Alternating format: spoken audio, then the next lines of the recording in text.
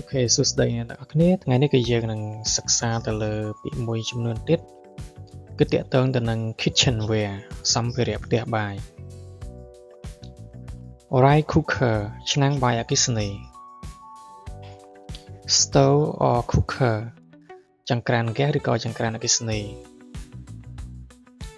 Refrigerator ទូទឹកកក Microwave ម៉ាស៊ីនមីក្រូវ៉េវ Blender ម៉ាស៊ីនក្រឡុក Kettle កំសៀវ Plate ចានសំប៉ែត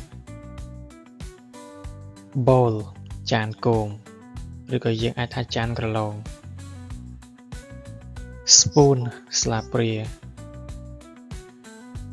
Fork សម Chopsticks ចង្កឹះ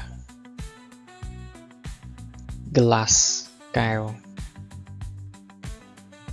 Knife កាំបិត Pot ឆ្នាំង Pan ខ្ទះ Cutting board ឬក៏ Chopping board ជ្រុញ Cup ពែង Spatula វែកឆា